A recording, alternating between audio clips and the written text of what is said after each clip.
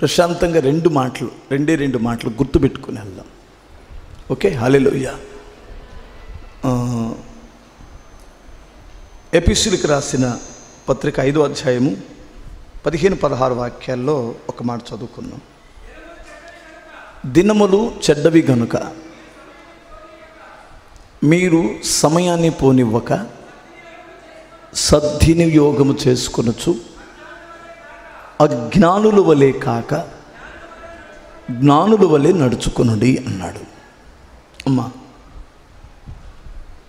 ఈ లోకంలో అన్నిటికంటే విలువైనటువంటిది ఏంటో తెలుసా? సమయం. గతించిన సమయాన్ని, మనం పోగొట్టుకున్న సమయాన్ని మనం పశ్చాత్తాపడిన తీసుకొని రాలేము. దాని కొరకు ఖర్చు పెట్టినా మరలా తీసుకొని రాలేము. ఈ ప్రపంచంలో ఏ మానవుడు దగ్గరికి మనం వెళ్ళి మన పలుకుబడి ఉపయోగించినా తిరిగి ఆ సమయం రాదు. చివరికి దేవుడు కూడా మరలా పోయిన సమయాన్ని తిరిగి ఇవ్వడు. గుర్తుపెట్టుకోండి, ఇది దేవునికి కూడా అసాధ్యమైనది. ఏంటంటే మనం పోగొట్టుకున్న సమయాన్ని దేవుడు కూడా తిరిగి ఇవ్వడు. ఎందుకని ఇవ్వడంటే, దేవుడు ఆ సమయాన్ని సద్వినియోగం చేసుకునే జ్ఞానాన్ని దేవుడు నీకు ముందుగానే ఇచ్చాడు. ఆ సమయం యొక్క విలువ ఖచ్చితంగా మనం తెలుసుకోవాలి. నేను చాలాసార్లు మీతో చెప్పాను, బ్రదర్ మీరు జాగ్రత్తగా వినండి. సమయం యొక్క విలువ తెలియనటువంటి వాడు జీవితంలో సక్సెస్ అవ్వడు. జీవితంలో మనందరికీ బాగుపడాలని ఉంటుంది, పేరు ప్రఖ్యాతులు పొందాలని ఉంటుంది, నీ బంధువుల్లో రక్త సంబంధంలో నువ్వు ఉన్నత స్థానంలో నిలవాలని ఉంటుంది, ఒక ఆశీర్వాదకరమైనటువంటి వ్యక్తిగా బ్రతకాలని ప్రతి వ్యక్తికి ఉంటుంది. ఎవరికి ఉండదు? మీరు కావాలంటే చూడండి, మీరు ఎప్పుడైనా బజార్ వెళ్ళినప్పుడు, మన పట్నం బజార్ వెళ్ళినప్పుడు అక్కడక్కడ ఈ అడుక్కు తినే వాళ్ళు ఉంటారు. ఈ అడుక్కు తినేటువంటి వారు ఉదయం మొదలుకొని సాయంత్రం వరకు అడుక్కొని సాయంత్రం ఒక దగ్గర కూడుకుంటారు. కూడుకున్నప్పుడు వాళ్ళ కోతలు చూడాలి మనం. ఎంత మహా కోతలు కోసుకుంటుంటారు. అసలు ప్రపంచమంతా వాళ్ళ చేతిలోనే ఉంటుంది, రాజకీయాలన్నీ వాళ్ళ దగ్గరే ఉంటాయి. సాధించాల్సినవన్నీ మాట్లాడుకుంటారు ఆ సందకాడ సాయంత్రం పూట చల్లబూట కడుపు నిండా తిని. సాధించాలనే ఆలోచన వారిలో ఏదో ఉంటుంది, కానీ సాయంత్రానికి చతికిలబడి దుప్పటి ముసుకేసుకుని పడుకుంటాడు. పొద్దున్నే జోలు తెలియచుకొని అడుక్కోవడానికి వెళ్తాడు. మరలా వాడి బ్రతుకులో మరలా ఏ మార్పు ఉండదు. అడుక్కునేవాడైనా, అడుక్కు తినేటువంటి వాడైనా వాని సమయం యొక్క విలువ కానీ వానికి తెలిస్తే వాడు పైకి వస్తాడు. దేవుడు అదే చెబుతున్నాడు, నీవు అజ్ఞానుల వలె కాక జ్ఞానుల వలె సమయమును సద్వినియోగం చేసుకునండి. దినాలు చెడ్డవి, దినములు చెడ్డవి, సమయాన్ని పోనివద్దు. దినములు చెడ్డవి, సమయాన్ని పోనివద్దు. అడుక్కు తినేటువంటి వాడు కూడా పైకి రావడానికి వాడు సమయాన్ని కానీ సమయం యొక్క విలువ కానీ తెలుసుకుంటే పైకి వస్తాడు. మీకు ఒక విషయాన్ని సాక్ష్యం మీకు చెబుతాను. సూర్యాపేటలో ఒక కుటుంబం ఉంది. వాళ్ళ అమ్మగారు తన పుట్టిన 2 కొడుకులకి చెరొక అడుక్కు తినే చెప్పిచ్చి గిన్నెచ్చి చెరొక గిన్నె, సాయంత్రానికి నైనా 4 ఇళ్ళకెళ్ళి అడుక్కురండిరా అని చెప్పేదట. భర్త చనిపోయాడు, పిల్లల్ని ఎలా పోషించుకోవాలో తెలియదు, ఇంట్లో నుంచి వెళ్ళలేదు. ఆ పిల్లలు ఆ గిన్నెలు పట్టుకొని ఇళ్ళమ్మటికొచ్చి ఆ సద్దన్నమో ఆ పప్పుచారో ఆ పచ్చడి మెతుకులో వేస్తే అమ్మ నాన్న అదే అమ్మకి వాళ్ళు తిని పడుకునేవాళ్ళు.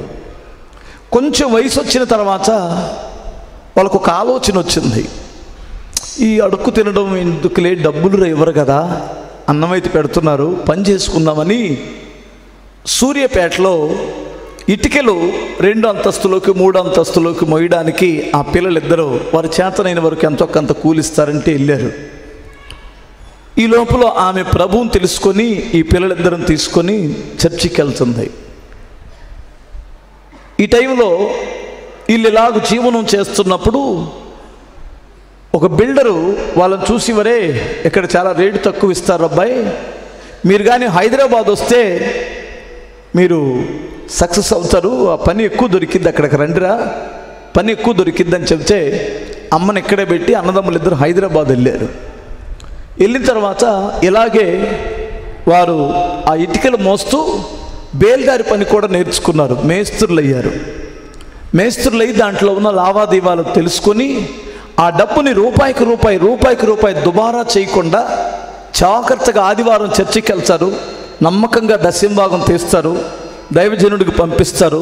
ఆ కానుకని వాళ్ళ అమ్మ దగ్గర ఉన్న వాళ్ళ స్థానిక పాస్టర్ గారికి పంపిస్తారు. నమ్మకంగా పంపించేసి ఆ ఉన్నదాన్ని జాగ్రత్తగా తీసుకొని ఒక చిన్న స్థలం కొనుక్కొని ఒక చిన్న ఇల్లు కట్టి దాన్ని అమ్మారు.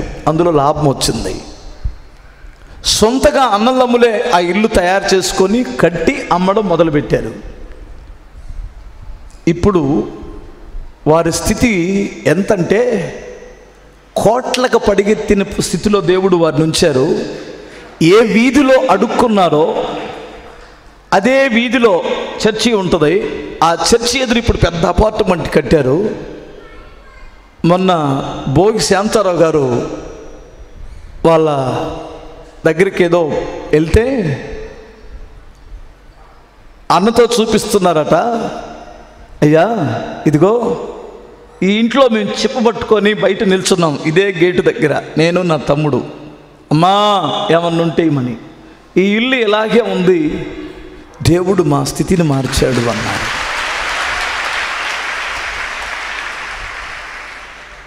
కారణం ఏమిటంటే జీవాధిపతి అయినటువంటి దేవుణ్ణి ఆధారం చేసుకున్నారు.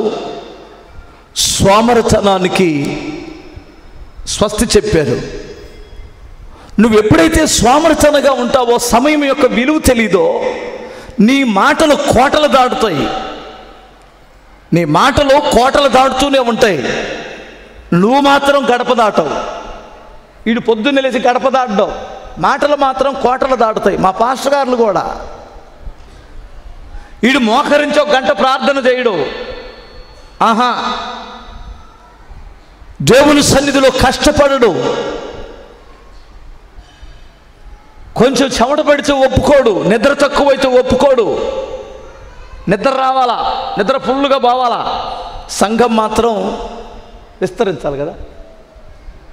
కుండలో కూడు కుండలోనే ఉండాలి, పిల్లోడు మాత్రం దుడ్డులాగా ఉండాలంట. ఎలా సాధ్యం అది? ఇప్పుడు మనందరం దుడ్డుగా అయ్యామంటే దాని అర్థం ఏంటి? దాని అర్థం మనకు తెలియందా? ఏ యెహోషువ హల్లెలూయా. ఒకడు అంటాడు తినకుండానే ఒళ్ళు వస్తుంది అంటాడు. ఏంటి అబద్ధాలు? థైరాయిడ్ ఉంటే తప్ప తినకుండా ఒళ్ళు వస్తే ఒకటి నీరన్నా రావాలా, లేదు థైరాయిడ్ అయినా రావాలా. ఈ రెండూ లేకుండా కానీ నీకు ఒళ్ళు వస్తుందంటే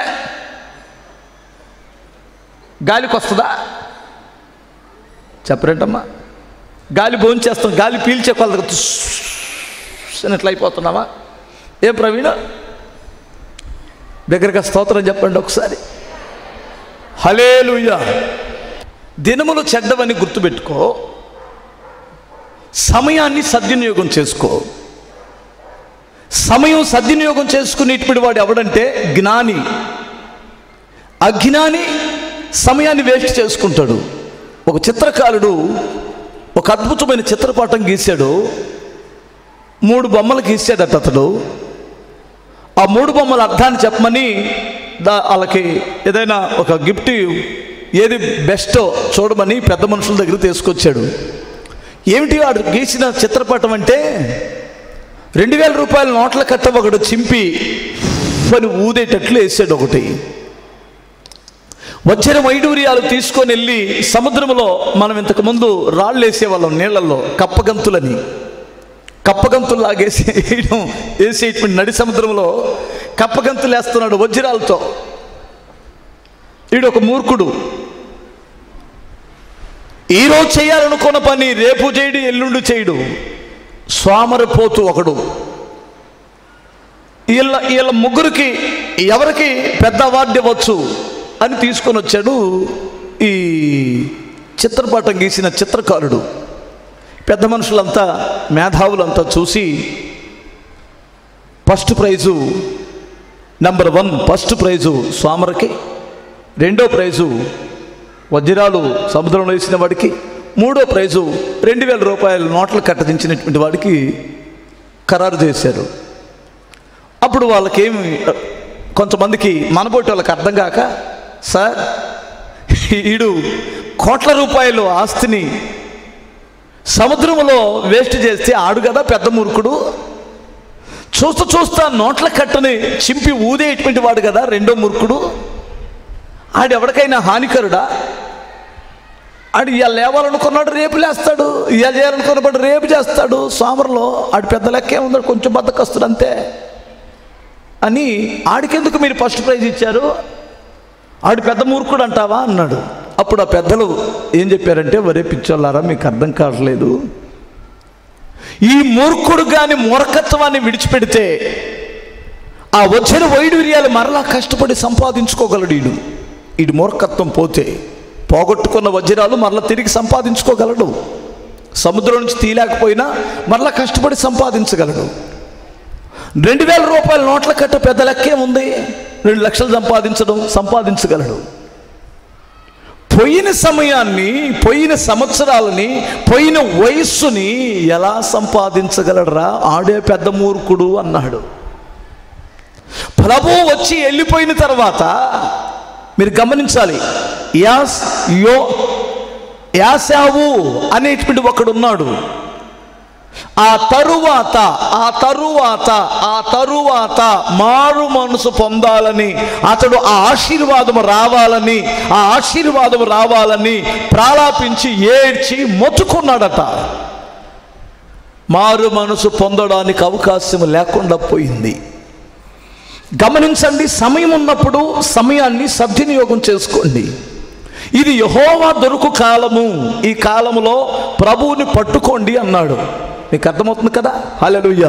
ఈరోజు బాప్తిసాలు ఇచ్చే కార్యక్రమం రేపు పొద్దున వస్తే ఎవడిస్తాడు నీకు? అసలుకే కష్టాల్లో ఉన్నావు, అర్థమవుతుందా? ఎవడిస్తాడు?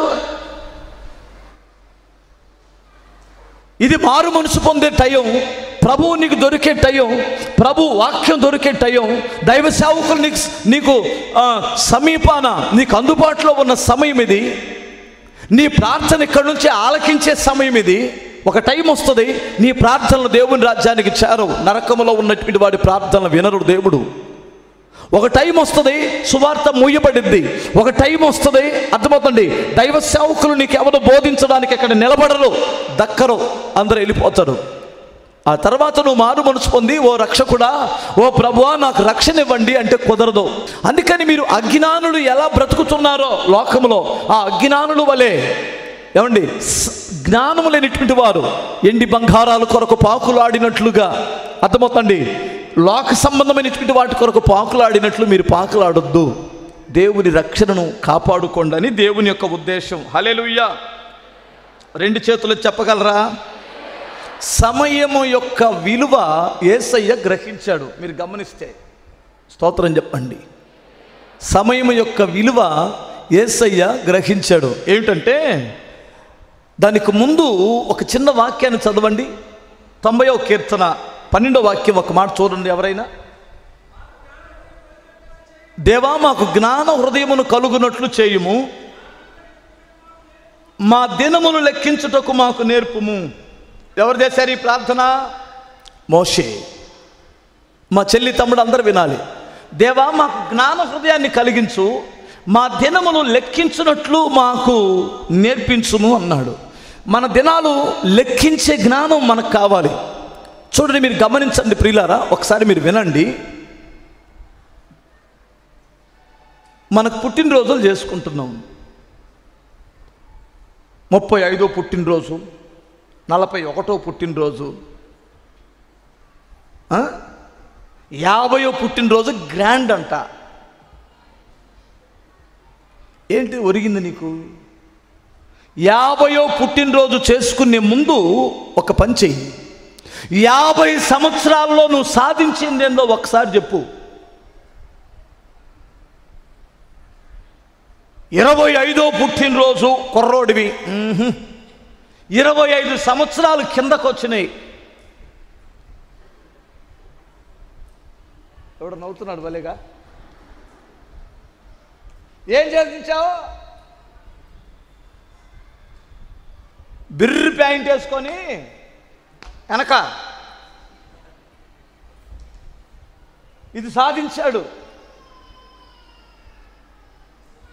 జీవితం యొక్క విలువ తెలియకుండా వారి జీవితాన్ని పాడు చేసుకుంటున్నటువంటి వారు బోళ్ళంతమంది ఉన్నారు. సందర్భం వచ్చింది కనుక ఒక మాట చెబుతున్నాను. పెళ్ళైన దగ్గర నుంచి ఏరుపడాలి ఏం సాధిస్తావా?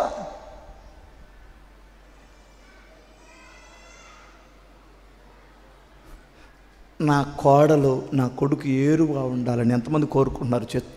చేతులు ఎత్తండి.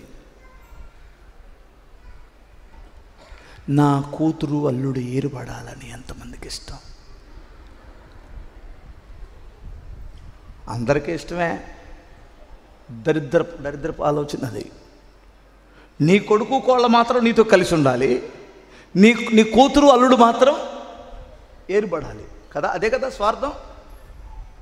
ఏంటి అలా చూస్తున్నారు? ఈ అత్తలగారు నా వైపు ఒక రకంగా ఇందాక చెప్పాను నేను. ప్రభువా, దినాల యొక్క విలువేమిటో మాకు నేర్పించండి, అశ్రేష్టమైన దినాల గురించి మాకు నేర్పించండి అని చెప్పి 9వ అధ్యాయం యోహాను సువార్త 9:4 ఒక మాట ఉంది. ఏమిటంటే, పగలు ఉన్నంత వరకే మనం పని చేయాలి, రాత్రి వస్తుంది, ఎవడో పని చేయకూడదు అన్నాడు యేసుప్రభు. అంటే యేసుప్రభుకి ఏం తెలిసి చెప్పండి? పగటి కాలం ఏది, క్షేమకాలం ఏది, మనం పని చేయవలసిన కాలం ఏంటో దేవుడికి బాగా తెలుసు. పౌలు కూడా ఏమన్నారంటే, ఫిలిప్పీలకు రాసిన పత్రిక 3:12 ఏమంటాడంటే, నేను దేని నిమిత్తం పట్టబడితినో దాన్ని పట్టుకొనవలెనని పరిగెత్తుచున్నాను అన్నాడు. బిగ్గరగా స్తోత్రం చెప్పాలి. వీరంతా ఎందుకు జీవితంలో సక్సెస్ అయ్యారు అంటే, వారు దేని నిమిత్తం పట్టబడ్డారు. మా డ్యూటీ ఏమిటి? మేము ఎందుకు వచ్చాం? ఇక్కడ ఎందుకు పుట్టాం? తినడానికి, త్రాగడానికి, పెళ్లి చేసుకోవడానికి, పిల్లల్ని కనడానికా? ఇదేనా మన బ్రతుకు? ఏమండి, ఇంకేం పనులు లేవంటారా? ఏమ్మా చెప్పండి అమ్మా తల్లుడు. బ్రదర్ వినండి బ్రదర్, హల్లెలూయా. ఇది లోకస్తులు కూడా అదే చేస్తున్నారు కదా. ప్రత్యేకంగా నువ్వేం చేస్తావు? ఏం చేయాలి? అందరూ అదే కదా చేస్తారు. యేసుప్రభు నమ్ముకున్నా నమ్ముకోకపోయినా అదే కదా చేస్తారు. వాళ్ళు ఏమన్నా వాళ్ళ కుటుంబాలు పోగొట్టుకున్నారా? నువ్వు చేయాల్సింది ఏమైనా మిగిలిలేదంటావా? పౌలు చివరిలో ఒక మాట అన్నాడు, నేను మంచి పోరాటం పోరాడాను, నా పరుగును కడముట్టించాను, నా కొరకు నీతి కిరీటం దాచబడి ఉంది అన్నాడు. హల్లెలూయా. చివరి ముగింపులో నేను ఒక మంచి పోరాటం పోరాడాను. నా జీవితంలో నేను దేవుడు నన్ను ఎందుకు పుట్టించాడో, నన్ను ఎందుకు పిలిచాడో, నన్ను ఎందుకు ఏర్పాటు చేసుకున్నాడో ఆ పని జరిగింది. నేను అందుకు నియమించబడ్డాను, ఆ కార్యం జరిగిపోయింది, ఇప్పుడు వెళ్ళిపోతున్నాను అన్నాడు. నా ప్రభు సిలువలో ఏమన్నాడు తెలుసా? సమాప్తమైంది, నేను వచ్చిన పని సమాప్తమైపోయింది. నా తండ్రి నాకేం అప్పగించాడో, నాకు ఏ బాధ్యత అప్పగించాడో ఆ బాధ్యత నెరవేర్చాను, అయిపోయింది అన్నాడు. ఇప్పుడు నేను చెప్పాలనుకున్న మాట ఏమిటంటే, నీ బాధ్యతను ఎరిగి దాన్ని జాగ్రత్తగా నిర్వర్తించడమే జ్ఞాని యొక్క లక్షణం, సమయం యొక్క విలువ తెలిసినటువంటి వారి లక్షణం. ఇప్పుడు నేను మీకు కొన్ని విషయాలు మీకు త్వరగా ఒక 4 విషయాలు చెప్పేస్తాను. ఇక్కడ రెండో మాట ఏముందంటే, సమయమును సద్వినియోగము చేసుకొనుడి అన్నాడు. ఇది అసలైన మాట. సమయం సద్వినియోగం చేసుకోవడం అంటే, ఎగ్జాంపుల్, నీకు 3 ఉన్నారు నీ ఎదుట, 3 ఉండి 50 రూపాయలు పంచమన్నారు అనుకో, ఎంత ఇస్తావు? వాటిని సమానంగా పంచుకోవాలి. ఇప్పుడు మనం కూడా ఈ దేవుడు మనకిచ్చినటువంటి ఎన్ని సంవత్సరాలు ఇచ్చాడో మనకు తెలియదు. ఈ సంవత్సరాలలో, ఈ జీవితంలో మనం పంచవలసిన సమయం ఎవరికి, దేని కొరకు పంచాలి? నేను 3 విషయాలు చెప్పేస్తాను, మీరు జాగ్రత్తగా వినండి. బిగ్గరగా స్తోత్రం చెప్పండి. హల్లెలూయా. నెంబర్ 1, నీవు ఆధ్యాత్మికమైన జీవితం కొరకు, అంటే దేవుణ్ణి సంతోషపరచడానికి, దేవునితో సహవాసం చేయడానికి, దేవుని చిత్తం చేయడానికి కొంత సమయాన్ని ఖచ్చితంగా నీ జీవితంలో ఒక రోజు ఉందంటే ఆ రోజులో మొట్టమొదటి కొంత సమయాన్ని ప్రభు పని కొరకు, ప్రభుతో గడపడానికి, ప్రభు కార్యాలు చేయటానికి, ప్రభు పని చేయడానికి ఖచ్చితంగా ఒక ఫస్ట్ సమయాన్ని దేవునికి ఇవ్వాలి. నీకు అర్థం కాలేదా? జ్ఞాని యొక్క లక్షణం అజ్ఞానుల వల్లే మీరు కాదు, జ్ఞానుల వల్లే నడుచుకోండి. మనం లేవగానే మన దినం ఎవరితో ప్రారంభం అవ్వాలి, మన రోజు ఎవరితో ప్రారంభం అవ్వాలంటే ప్రభుతో కలిసి ప్రారంభం అవ్వాలి. హల్లెలూయా! ఆయనతో కలిసి ప్రారంభం అవ్వాలి. లేచిన వెంటనే దేవుణ్ణి స్తుతించాలి. మీరు పక్షులను చూడండి, కిచకిచలాడుతూ ఉంటాయి. ప్రతి జీవి కూడా దేవుణ్ణి స్తుతిస్తాయి ఉదయాన్నే లేచిన వెంటనే. ఇప్పుడు ఆ పక్షులన్నీ మనమే చంపేసాములేండి. ఉదయాన్నే కానీ కిచకిచకిచకిచ అని పిచ్చుకలు అరుస్తూ ఉంటాయి, కొన్ని కావు కావు కావు అరుస్తూ ఉంటాయి. మీరు గమనించండి, అవి ప్రతి జీవి కూడా దేవుణ్ణి స్తుతిస్తాయి. మరొక దినం దేవుడు వారికి ఇచ్చినందుకు దేవుడు స్తుతించిన తర్వాత, ఓ దేవుడా, మేము మరలా ఈరోజు మాకు ఆహారం ఎక్కడ దొరికిందో తెలియదు, మాకు ఆహారం దయచేయండి, మా అనుదిన ఆహారం మాకు దయచేయమని అడుగుతాయి జంతువులు కూడా. కానీ మనుషుడు మాత్రమే 9-10 అయినా కానీ సొల్లు గార్చుకుంటూ నిద్రపోతాడు ఆ తెల్ల మేసాలతో. ప్రభువుతో మీ దినాన్ని ప్రారంభించండి. లేచి ఒక్క అధ్యాయమైన దేవుని వాక్యం, దేవుడు నాతో ఏం మాట్లాడుతాడో ప్రారంభించండి. దాంతో ప్రారంభించండి. దేవునికి ఇచ్చే సమయాన్ని దయచేసి నిర్లక్ష్యం చెయ్యకండి. నువ్వు అన్ని సమయాలు నువ్వు కేటాయించుకుంటావు, ఏ పని కూడా నువ్వు వాయిదా వేయవు. కానీ ఏ పనికి నువ్వు వాయిదా వేస్తావు? యేసయ్యకి ఇచ్చే సమయాన్ని మాత్రమే వాయిదా వేస్తావు. అవునా కాదా? సెల్ ఫోన్తో గడిపే సమయం సెల్ ఫోన్తో గడుపుతాం, లోకంతో గడిపే సమయాన్ని లోకంతో గడుపుతాం, నీ పనులకి, నీకున్నటువంటి సమస్తానికి అన్నిటికీ కేటాయిస్తావు. కానీ దేని నిర్లక్ష్యం చేస్తావు? అస్సలైనటువంటిది, ముఖ్యమైనటువంటి దానికే మనం ఆ సమయాన్ని కేటాయించలేకపోతున్నాం. కనుక దేవునికి నువ్విచ్చే అన్నిటికంటే కూడా సమయము దేవునికి ఇవ్వడం చాలా విలువైనది. హల్లెలూయా! నువ్విచ్చే కానుక కంటే విలువైనది నువ్వు దేవునికి ఇచ్చే సమయం. నువ్వు దేవునికి సమయం ఇవ్వడం కానీ అలవాటు పడితే నువ్వు దేవుని వలె మారిపోతావు. దేవుని గుణగణాలు నీలో వస్తాయి, శక్తి కలిగినటువంటి వ్యక్తిగా మారుతావు దేవునికి సమయం ఇవ్వగలిగితే. అర్థం కావట్లేదా? బిగ్గరగా స్తోత్రం చెప్పండి. మిగతా నువ్వే కానుకిస్తావో, దశం భాగాలు ఇస్తావో ఇవో పక్కన పెడతావో. అసలు దేవునితో సమయం ఇచ్చినటువంటి వాడి యొక్క లక్షణాలు వేరుగా ఉంటాయి, వాని ఆధ్యాత్మికమైన స్థితి వేరుగా ఉంటుంది, ఆయన యొక్క మాటలు వేరుగా ఉంటాయి, తన బ్రతుకు విధానం వేరుగా ఉంటుంది, తన బ్రతుకు జీవన శైలి వేరుగా ఉంటుంది. దేవునితో సమయం ఇచ్చినటువంటి వాడు, నువ్వు ఆధ్యాత్మికంగా బలపడాలనుకున్నటువంటి వాడు, బుద్ధిమంతుడిగా బ్రతకాలనుకున్నటువంటి వాడు, ఈ భూమి మీదే అసాధ్యమైన కార్యాలు నీ ద్వారా జరగాలనుకుంటే నువ్వు దేవునితో సమయాన్ని గడపాలి. ఏమంటావు? అర్థం కాలేదా? హల్లెలూయా చెప్పగలరా? 2 చేతులు చెప్పండి. ఆ దుష్టుల ఆలోచన చొప్పున పాపుల మార్గములో అపహాసకులు కొన్ని చోట్లలో ఎన్ని గంటలు గడిపేస్తామో మనకే తెలియదు. ఆ చెత్త మాటలన్నీ మన చెవుల్లో ఎక్కించుకుంటాం. ఏమండి, నేను పొద్దున కొటేషన్ చదివాను, ఏమిటంటే, చెప్పుడు మాటలని నువ్వు తొందరపడి ఎవరినైనా మాట్లాడితే ఇప్పటి వరకు నువ్వు కాపాడుకున్న సాక్ష్యం, మంచితనం క్షణాల్లో పోయిద్ది అన్నాడు.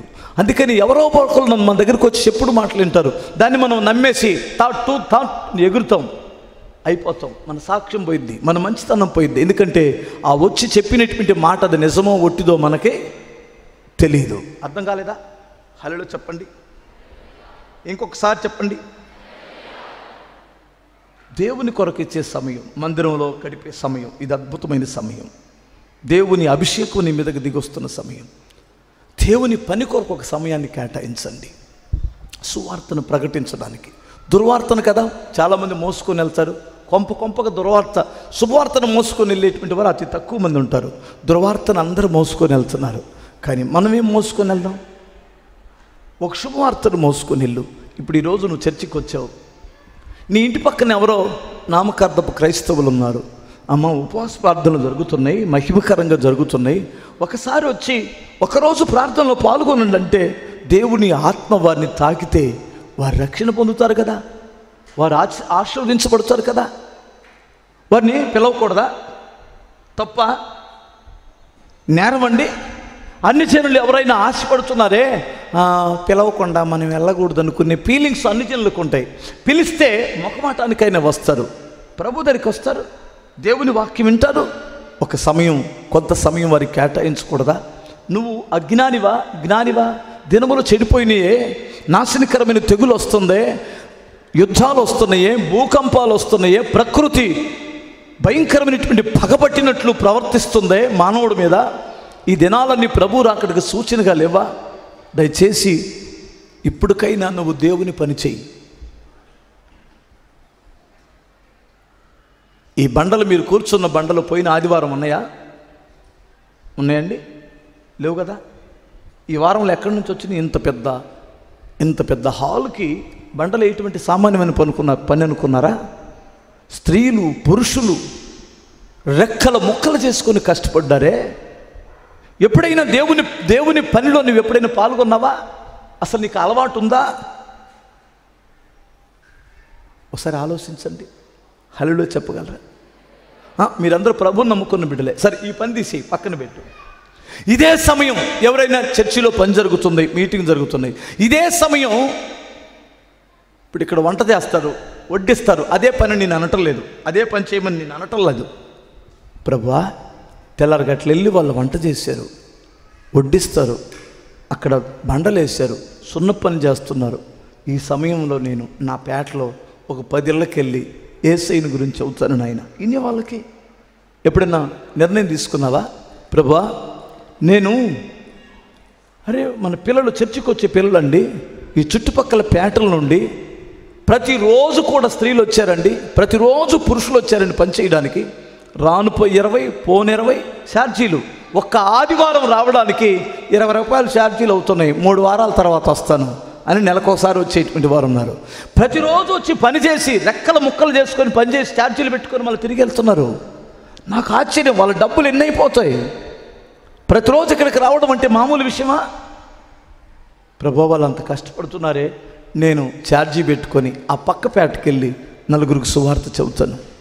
ప్రభు, ఆదివారం ఒక్క ఆటో ఆ బలహీనులకి, దేవుని విలువ తెలియనటువంటి అజ్ఞానులకి ఒక ఆటో పెడతాను. నేను 4 వారాలు నడిపిస్తాను ప్రభు దగ్గరికి. 5వ వారంలో వారంతటకు వారే ప్రభు దగ్గరికి వస్తారు. బిగ్గరగా స్తోత్రం చెప్పాలి. నువ్వు రమ్మనాల్సిన అవసరంలా, అవసరమైతే నీకు పెట్టుకుంటారు ఛార్జీ వాళ్ళు. ఎందుకంటే నేను అలా కొంతమందిని నడిపించగలిగాను. నేను పాస్టర్ కాకమునుపు అనేకులను ప్రభు దగ్గరికి నడిపించాను. నేను కొన్ని గ్రామాలకు వెళ్ళి నమ్మకంగా సేవ చేశాను. నేను నా పని నేను చేసుకుంటూ, మొన్న ఈ మధ్య ఒక అతను నాకు ఫోన్ చేశాడు ఒక 4 రోజుల క్రితం.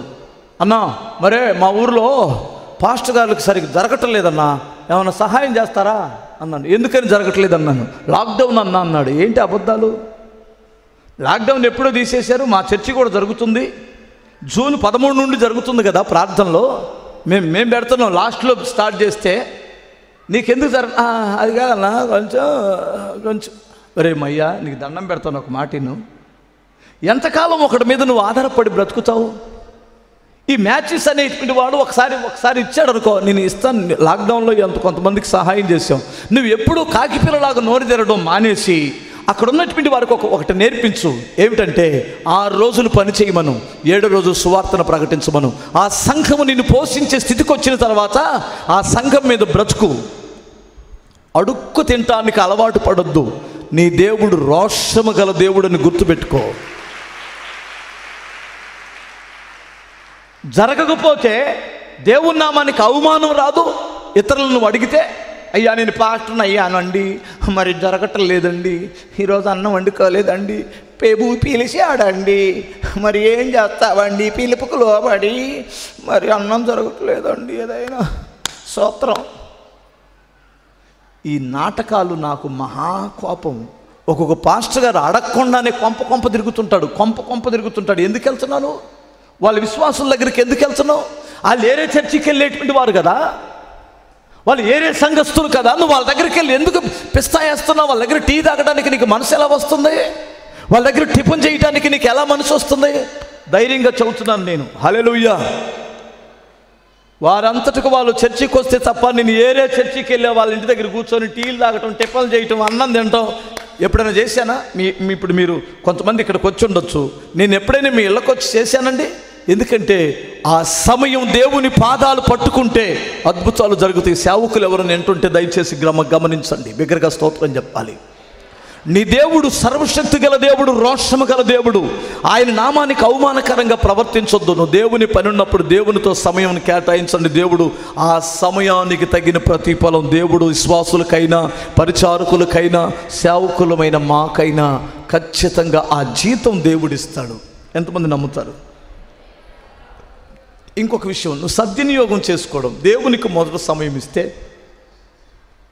కుటుంబానికి కూడా సమయం ఇవ్వాలి. హల్లెలూయా. కుటుంబాన్ని దేవుడి నిర్లక్ష్యం చేసినా నీవు జీవితంలో ఓడిపోతావు, చాలా కష్టాలు పాలవుతావు. కుటుంబాన్ని నిర్లక్ష్యం చేసిన పురుషుడైనా స్త్రీ అయినా కష్టాలు పాలవుతారు. వారి జీవితం సక్సెస్ అవ్వదు. కుటుంబాన్ని నిర్లక్ష్యం చేయకూడదు. ఎంతమందికి తెలుసు ఈ విషయం? కుటుంబం అంటే తెలుసుగా? అదేంటన్నా మీరు తెలుగులోనే కదా అంటున్నారు, తెలుసుగా అంటున్నారు. కుటుంబంలో ఎవరు ఉంటారు? ఓ సహోదరుడా, నీ భార్యను ఎట్టి పరిస్థితుల్లో నిర్లక్ష్యము చెయ్యకూడదు, అది నీకు ప్రమాదం. నువ్వు మనశ్శాంతిని కోల్పోతావు, జీవితంలో ఓడిపోతావు, పలు విధాలైన శోధనలో పడిపోతావు. ఆమె కూడా శోధనలో పడిపోయింది. భార్యకు గడపవలసిన సమయాన్ని భార్యతో గడపాలి. నువ్వెంత వ్యాపారస్తుడువైనా, ఉద్యోగస్తుడువైనా, నీకు 34 పనులున్నా, 190 బిజీ మేనువైనా, నీ భార్య దగ్గర నుండే నీ జీవితం ఆధారపడి ఉంటుందనే సంగతి గుర్తుపెట్టుకోవాలి. భార్యను నిర్లక్ష్యపరిచావో చాలా ప్రమాదంలో పడిపోతావు.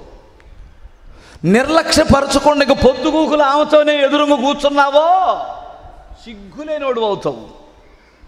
ఇది కూడా పెద్ద ప్రమాదమే. ఒక్కొక్కడు పనికి వెళ్ళడం, ఉద్యోగం వెళ్ళడం, ఇక ఆమె నువ్వేనా దేవతవని నిన్ను చాలా నమ్ముకుంటే అన్నట్టు ఉంటుంది.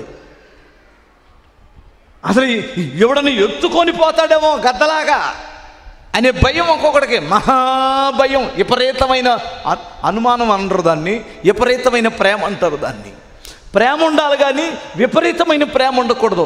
ఆ విపరీతమైన ప్రేమ నిన్ను ఆమె దగ్గర నుంచి కదలనివ్వకుండా చేసింది. ఆమెకు నువ్వు ఒక బానిసగా మారిపోతావు, ఒక ఎర్రివాడిగా మారిపోతావు, నువ్వు సాధించాల్సింది సాధించకుండా పోతావు. అది కాదు నేను అంటుంది. అతొద్దు, అనావృష్టొద్దు.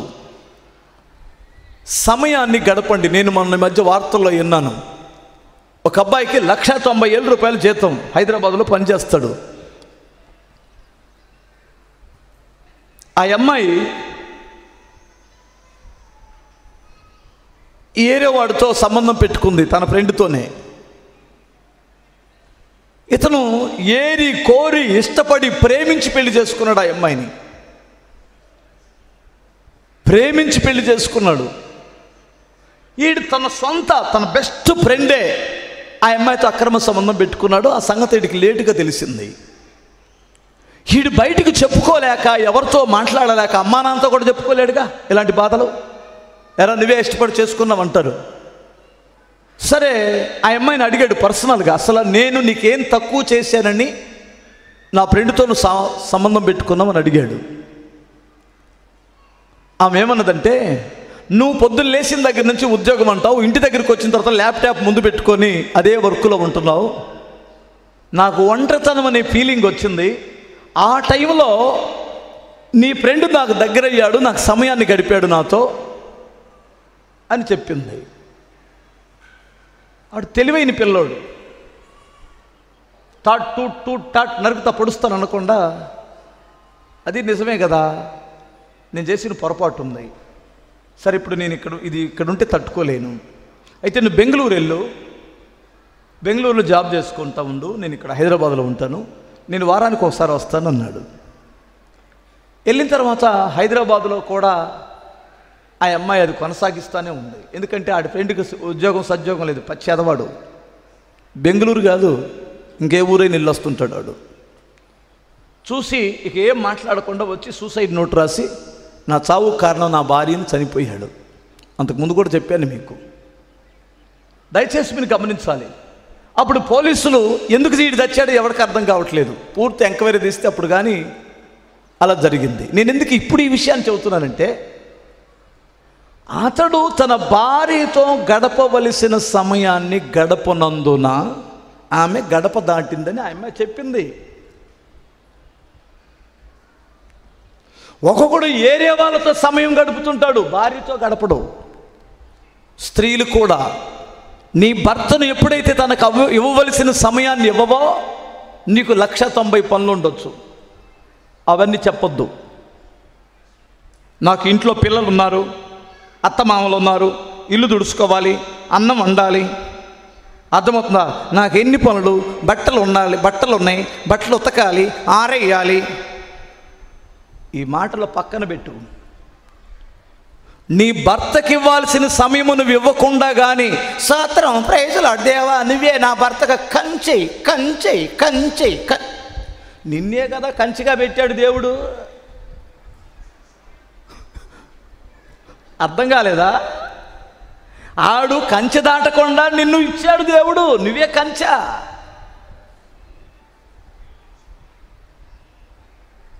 కంచెగా ఉన్నటువంటి నువ్వే వాడిని నిర్లక్ష్యం చేస్తే కంచె దాటడో. ఈ మధ్యకాలంలో నీ విషయాలు ఏం చెప్పడంలో మీకు ఇప్పుడు చెబుతున్నాను, నేనండి జాగ్రత్తగా, దగ్గరగా స్తోత్రం చెప్పాలి. హల్లెలూయా. ఆడొచ్చి మాట్లాడడానికి వచ్చాడనుకో, స్తోత్రం అన్నవడుకో. ఈ అతి భక్తి పక్కన పెట్టు, భర్తతో ప్రేమ కలిగి బ్రతుకు. భర్తను తోలనాడి భర్త ముందు మగోళ్ళలాగా ఏంటి అన్నావనుకో, నిన్ను చూస్తే భార్య సున్నితమైనటువంటి మనిషి అన్నట్టు ఉండదు, పెద్ద రాక్షసిని కట్టుకున్నాను నేను అన్నట్టు అనిపిస్తుంది. భార్య భర్తని ఆకర్షించే విధానముగా ఉండాలి కానీ ఏమండి కరుగ్గా ఉండకూడదు. నీ మాటలకి అతను హృదయం నొప్పించి అతనికి ఉన్న ఆలోచనలన్నీ చంపేయొద్దు.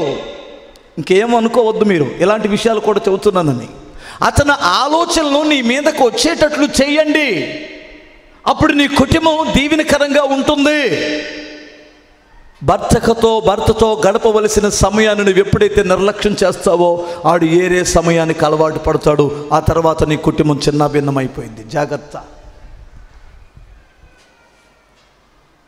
అర్థం కాలేదా? బిగ్గరగా స్తోత్రం చెప్పండి. నువ్వెన్ని పనులైనా ఉండనివ్వండి, మీ సమయాన్ని కేటాయించండి. ఎందుకంటే నీ కుటుంబం పాడైపోతే ఇరుగు పొరుగు వారు ఏమంటారో తెలుసా? వీళ్ళు పొద్దున్నైతే చర్చికి వెళ్తారు, ఈడొక దారి అదొక దారి, అర్థమవుతుందా? వీళ్ళకి ఎప్పుడు లేస్తే గొడవలే. ఏంటమ్మా వీళ్ళు నేర్చుకుంది ఏంటి అక్కడ? యేసు ప్రభు దగ్గరికి వచ్చి ఏం బాగుపడ్డారని తిప్పుతి సైతాన్లు అందరూ.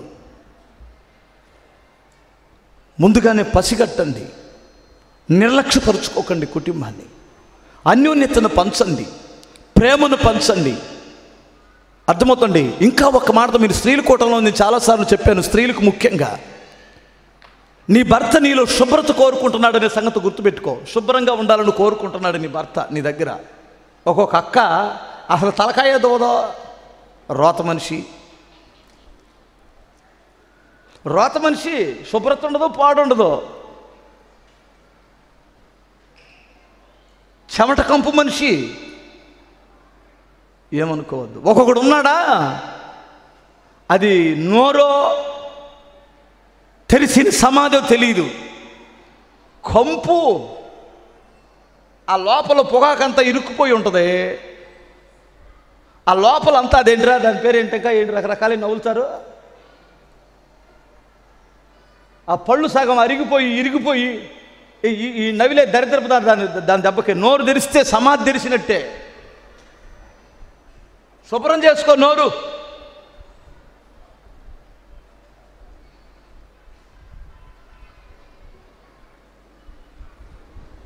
కోపం వస్తుంది కదా. పరపక్షమందున్నటువంటి వాడు ఏలెత్తి చూపించకుండా ఉండడానికి చెబుతున్నా. బిగ్గరగా స్తోత్రం చెప్పాలి. కుటుంబం కట్టబడకుండా ఆధ్యాత్మికమైన జీవితం కట్టబడదు. కుటుంబాలు కట్టబడకుండా సంఘం కట్టబడదు. కుటుంబాలు కట్టబడినప్పుడే సంఘం మహిమకరంగా దేవుణ్ణి గణపరుస్తుంది. మీ కుటుంబాలు కట్టబడాలి. పిల్లలతో సమయాన్ని కేటాయించు. పిల్లలకు సమయాన్ని కేటాయించు. పిల్లలకు సమయాన్ని కేటాయించు. పిల్లలతో మనం ఎప్పుడైతే సమయాన్ని కేటాయించమో ప్రమాదంలో పడిపోతాం. గమనించాలి మీరు. పిల్లల దగ్గర సింహస్వప్నాల్లాగా ఉండకండి. వాళ్ళ వీళ్ళని ఎత్తి పొడిచి వాడు చూడరా, ఆ అమ్మాయి చూడరా, వీళ్ళు చూడరా, వాళ్ళు చూడరా, ఈడు ఉన్నాడు, అది ఉంది, ఈ పనికి వాళ్ళతో నీకెందుకు? వాళ్ళు వేరు, నీ కొడుకు వేరు, నీ కూతురు వేరు. వారిలో ఉండే టాలెంట్ వారిలో ఉంది, నీ కొడుకులో ఉండే టాలెంట్ నీ కొడుకులో ఉంది.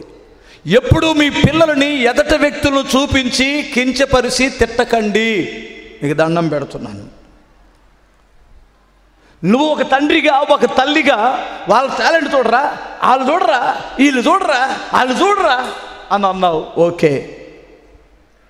వాడు కూడా అంటాడు, వాళ్ళ నాన్న చూడు ఎంత సంపాదిస్తున్నాడో, ఏ నాన్న చూడు ఏ బైక్ కొనిచ్చాడో, వాళ్ళ అమ్మ చూడు ఏమిచ్చిందో అంటారు. మరి నువ్వేం చేస్తావు?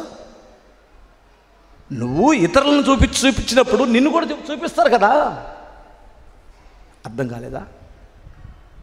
ప్రభువా, నా బిడ్డలో ఉన్న టాలెంట్ ఏంటో, నా బిడ్డను నువ్వు ఎందుకొరకు పుట్టించావో, ఎందుకొరకు ఇచ్చావో ఆ బిడ్డను అలాగ దీవించండి అని చెప్పండి. వారిని ఎంకరేజ్ చేయండి. భోజనం కలిసి చెయ్యండి. భోజనం కాసేపు కలిసి మాట్లాడుకోండి. హల్లెలూయా. కలిసి మోకరించండి, ప్రార్థన చెయ్యండి కలిసి. అద్భుతమైన కుటుంబాన్ని మనం చూడగలం. హల్లెలూయా. కొన్ని ఇళ్లలో తండ్రి కొడుకులు మాట్లాడుకోరు. ఏంటంట ఆయన, ఏంటంటావా? చూసారా? ఇవ్వండి, కడుపును పుట్టిన బిడ్డలు ఎందుకు ఇలా అయిపోతున్నారు? ఒకసారి నువ్వే తగ్గించుకో. తండ్రిగా తల్లిగా నువ్వే తగ్గించుకో. ఎందుకంటే వాడు వయసు చిన్నది, వాడు ఉడుకు రక్తంతో ఉన్నటువంటి వాడు, ఆ అమ్మాయి ఉడుకు రక్తంతో ఉన్నటువంటిది. వాళ్ళకి తెలియదు, నీ అంత అనుభవం లేదు. ఏమంటారు కాదా? బిగ్గరగా స్తోత్రం చెప్పగలరా? రెండు చేతులే చెప్పండి. తల్లి అయినటువంటిది ఆడపిల్లల్ని చాలా జాగ్రత్త. ఆ పిల్ల ఎవరితో మాట్లాడుతుంది? ఎవరితో మాట్లాడుతుంది ఆ పిల్ల? ఒకసారి గమనించుకోవాలి కదా. పటా చెప్పు తీసుకొని కొట్టకండి, చీపిరి కట్ట తీసుకొని కొట్టకండి. జ్ఞానోదయం కలిగించినట్లు మాట్లాడండి. బిగ్గరగా స్తోత్రం చెప్పాలి. రెండు చేతులు చెప్పగలరా? ఎందుకంటే మన కుటుంబాల మీద దాడి చేయడానికి సాతానుడు పలు విధాలుగా మోసం చేస్తున్నాడండి. మీకు ఒక విషయం చెప్పనా? అవ్వ మోసపోవటానికి కారణం ఏంటంటే ఆదామే కారణం. ఆదాముకి అవ్వని అప్పగించాడు కదా. ఈడొచ్చి అంతసేపు ముచ్చట పెట్టుకుంటుంటే దరిద్రుడు మనోడు ఏం చేస్తున్నాడు? అంతసేపు ముచ్చట జరుగుతుంది కదా, డిస్కషన్ జరుగుతుంది కదా, మనోడు తోటలోనే ఉన్నాడు కదా. ఏంటి ఎవడాడో వాడితో పొద్దుగులు మాట్లాడి, ఎవడరా నువ్వు, ఏంటి చెప్పు, నీ డౌట్ లేదు నన్ను అడుగు, ఏంట్రా నీ డౌటు అన్నాడా? ఆహా, ఎవడో ఆ బండి ఎక్కొచ్చింది ఎవడా? అరే ఇట్రా, ఎవడు బండి ఎక్కొచ్చావు? రే ఆ పిల్ల ఎవర్రా బండి ఎక్కించుకొని వచ్చావు? ఏ పిల్ల ఎవరోది? ఆడపిల్ల బండి ఎక్కించుకున్నావేంటి అడిగావా? ఎవర్రా అమ్మాయి? ఎవరు అమ్మాయి? ఎవరు అబ్బాయి? మా ఫ్రెండ్లే బ్రేక్ వేసాడా వచ్చేటప్పుడు? బ్రేక్ వేసే సందర్భం లేకుండా కూడా బ్రేక్ వేసుకొని వస్తుంటాడు వాడు. ఎందుకంటే వాడు వెనకాల సీట్ ఎట్లా ఉంటుంది అనుకున్నారు? వాడు ఎక్కడ కూర్చుంటే ఈ పిల్ల ఎక్కడ కూర్చుంటుంది, వాడు మధ్యలో టుస్కుని కొట్టినప్పుడల్లా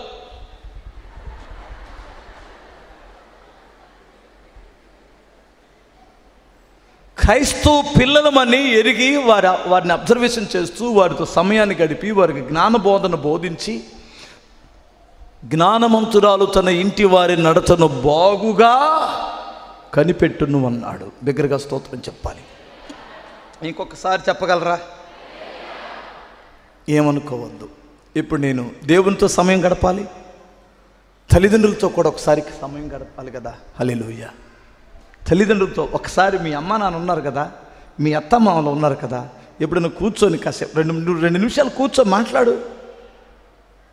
బీపీ షుగర్లకు బోల్డ్ డబ్బులు ఖర్చు పెడుతున్నాం కదా, అది రేజ్ అయిపోయి పగిలిపోతే నరాలు చచ్చిపోతారు. నువ్వు మాట్లాడితే ఫ్రీ అయిపోతాయి. హల్లో చెప్పాలి. కొంత సమయాన్ని కేటాయించండి. ఇప్పుడు ఈరోజు నువ్వు మాట్లాడకపోతే రేపొద్దు నీ కొడుకులు నీతో మాట్లాడరు. ఈరోజు నువ్వు సమయాన్ని కేటాయించకపోతే రేపొద్దు నీ కూతురు నీతో సమయాన్ని కేటాయించరు. నువ్వు వృద్ధురాలు అయిన తర్వాత. గుర్తుపెట్టుకోండి. ఇంకొక మాట జ్ఞాపకం చేస్తాను. నీ వృత్తిని ఎప్పుడు నిర్లక్ష్యం చేయొద్దు. నీ వృత్తి ఏదో దాన్ని ఎప్పుడూ నిర్లక్ష్యం చేయొద్దు. ఉద్యోగమా, వ్యాపారమా, చిన్న పనా, కూలి పనా, ఏ పనైనా సరే నిర్లక్ష్యము చేయవద్దు. నీ పనిని ఏమంటారు? హల్లెలూయా. ఎప్పుడు నిర్లక్ష్యం చేయొద్దు. నేను ఒక సాక్ష్యం చెబుతాను నేనండి. ఊపిరుంటే ఉప్పు కళ్ళు అమ్ముకొనైనా బ్రతకొచ్చు అనే మాట ఎంతమంది ఉన్నారు? అంటే దాని అర్థం ఏంటి? అన్నిటికంటే ఉప్పు అమ్ముకొని బ్రతకడం తక్కువ పనేనే కదా దాని అర్థం. మన యాకోబు అన్న ఒక ఆయన ఉన్నాడు మన చర్చిలో. ఏదో కూలి పని చేసుకొని బతికేవాడు. దేవుడు ఒక ఆలోచన ఇచ్చాడు, ఉప్పు అమ్ముకోమని. ఉప్పు అమ్ముకుంటానని చెబితే కొంతమందికి ఎంత బతికి ఇంటి వెనకాల వచ్చినట్టు ఉప్పు అమ్ముకోవటం ఏంట్రా అన్నాడు. సిగ్గుపడనని ఉప్పు అమ్మడం మొదలుపెట్టాడు. ఉప్పో ఉప్పో ఉప్పో అని మొదలుపెట్టాడు. ఎల్లమ్మటాయి ఉప్పు అమ్ముకొని 2 పిల్లలని ఇంజనీరింగ్ చేయించాడు. కూతురికి మంచి కట్నం ఇచ్చి పెళ్లి చేశాడు. స్థలం కొనుక్కున్నాడు, ఇల్లు కట్టాడు. ఇప్పుడు కొడుకు మంచి ఉద్యోగం వచ్చింది, కోడలకి ఉద్యోగం ఉంది. వారికి ఒక ఉన్నత స్థితిని దేవుడు ఇచ్చాడు. నేను ఆ మధ్య అన్నాను, ఉప్పు అమ్ముకోవడం ఎందుకు, ఇక మానైపోయావా, ఏమంటాడని. అయ్యా నాకు ఓపిక ఉన్నంత వరకు ఉప్పు అమ్ముతానే ఉంటాను అన్నాడు ఆయన. కొట్టబుద్ధి కావట్లేదా? ఓపిక ఉన్నంత వరకు నా వృత్తిని నేను విడిచిపెట్టను. ఎందుకు సిగ్గుపడుతున్నావు నీ వృత్తిని గురించి? నువ్వు ఏ వృత్తి చేస్తావో దాన్ని నిర్లక్ష్యం చేయొద్దు. అందులో నుంచి కదా దేవుడు నిన్ను పోషిస్తాడు, వృద్ధి చేస్తాడు, దీవిస్తాడు. నీ ఆరోగ్యాన్ని, నువ్వు రెస్ట్ తీసుకునే సమయాన్ని కూడా దయచేసి నిర్లక్ష్యం చేయొద్దు. చాలా ప్రమాదం. హల్లెలూయా. ఇది చెప్పాల్సిన అవసరం లేదట్టుంది కదా. నేను ఎందుకు చెప్పాల్సి వస్తుందంటే, కొంతమంది లోకంలో ఉన్నారు, ఆరోగ్యం క్షీణించిపోతున్న మందు మానటల్లా, ఆరోగ్యం క్షీణించిపోతున్న వారి దురలవాట్లు విడిచిపెట్టటల్లా. ఆరోగ్యం పోతే ఎవడిస్తాడండి? సంపాదించుకునేది అది. ఒకసారి ఆలోచించండి. నీ అలవాట్లు నిన్ను పాడు చేస్తాయి. దురలవాట్లు ఎట్టి పరిస్థితుల్లో ఉండకూడదు. ఇంకొక విషయం చెప్పాలంటే, నీ సమయాన్ని, రెస్ట్ తీసుకునే సమయాన్ని వ్యర్థమైన దాని కొరకు గడపొద్దు. రెస్ట్ తీసుకునే సమయాన్ని వ్యర్థమైన దానికి, ఎందుకంటే రేపు పొద్దున్నే నువ్వు పని చేయాలంటే పెందల కాడ పడుకోవాలి. హల్లెలూయా. నీ వృత్తికి, నీ వ్యాపారానికి న్యాయం చేయాలంటే నువ్వు పెందల కాడ నిద్రించాలి. ఎంతమందికి అర్థమవుతుంది? స్తోత్రం చెప్పండి ఒకసారి. హల్లెలూయా. ఏమండి, ఫోన్ వచ్చింది, నువ్వు పొద్దున్నే 6 గంటలకు పనికి వెళ్ళిపోవాలి, నీ వృత్తికి నీ పనికి నువ్వు వెళ్ళిపోవాలి. ఎవడో ఫోన్ చేశాడు, 12 గంటల దాకా మాట్లాడి పొద్దున్న నువ్వు 6 గంటలకు ఎలా లేవగలవు? ప్రార్థనకు లేవగలవా? నీ పని నువ్వు చేసుకోగలవా? అంత అవసరం అంటాను నేను. దయచేసి మీరు వినండి. కొన్ని మనం చేసే చిన్న చిన్న పొరపాటులు దేవుని నామానికి అవమానకరంగా ప్రవర్తిస్తున్నాం. ఇవన్నీ కూడా అన్న వాక్యం చెప్పకుండా ఇవన్నీ చెప్పారేంటన్నా అంటున్నారు కదూ, అనుకుంటున్నారు కదూ. మన దినాలు ఎన్ని ఒకసారి చెప్పండి. మన దినాలు ఎన్ని? మోషే ప్రార్థన చేశాడు, దేవా నా దినములు ఎన్నో లెక్కించుటకు నా జ్ఞాన హృదయమును కలిగించండి అన్నాడు. హల్లెలూయా. అందుకని దేవుడు యేసు ప్రభువారు మానవుడికి ఈ లోకానికి వచ్చిన తర్వాత తన సమయాన్ని గ్రహించి పనిచేశాడు. తన సేవకులు అలాగే చేశారు. మనం ప్రభు కొంత సమయం కేటాయిద్దాం, పంచుదాం. కుటుంబానికి కొంత సమయాన్ని కేటాయిద్దాం. ఓకే, మన వృత్తికి మన పనికి సమయాన్ని కరెక్ట్గా నిర్లక్ష్యం చేయకుండా మనం ఆర్థికంగా సక్సెస్ అవ్వాలంటే నీ వృత్తిని, నీ వ్యాపారాన్ని, నీ ఉద్యోగాన్ని నిర్లక్ష్యం చేయకుండా సద్వినియోగం చేసుకోండి. ఆరోగ్య విషయంలో కూడా ఎట్టి పరిస్థితుల్లో నువ్వు పోవాల్సినంత నిద్రపో, నిద్ర నిర్లక్ష్యం చెయ్యొద్దు. ఏంటి పాస్టర్ గారు అందరూ మెలుకుతూ ఉండమంటే నిద్రపోమని చెబుతున్నాడు. నిద్ర అంటే ఎక్కువ నిద్రపోయినా దెబ్బతింటావు, రోగాలు వస్తాయి. మీకు తెలుసా? హల్లెలూయా. ఎక్కువ నిద్రపోతే రోగాలు వస్తాయా రావా? అబ్బాయి వస్తాయి అంటారా? ఎన్ని గంటలు నిద్రపోవాలి? 6 ఇది మన వయసు వాళ్ళు సరిపోద్దా? మరి ఒకడేంటి నాకు అర్థం కాదు. 10, 11, 12, 1, 2, 3, 4, 5, 6 అప్పటికే 9 గంటలు అయిపోయింది. 6 గంటలు నిద్రపోతేనే 9 గంటలు అయిపోయింది. ఇన్ని గంటలు అవసరం అంటారా? 6 గంటలకు తగ్గకుండా కానీ నిద్రపోతే నీ శరీరం సూపర్ రిలీఫ్ వచ్చేసింది. నువ్వు సోమర్థనాన్ని జయించగలవు. హల్లెలూయా. అప్పుడు నీ ఇల్లు ఆశీర్వాదకరంగానే ఉంటుంది. ఎక్కువ సమయం నిద్రపోకండి, మైండ్ బ్లాక్ అయిపోయింది. ఓకే, హల్లెలూయా. అన్న ఈ మాట మాకు ఉపయోగమే అంటే ఒకసారి చెయ్యొద్దండి యథార్థంగా. మంచిదే కదా? హల్లెలూయా.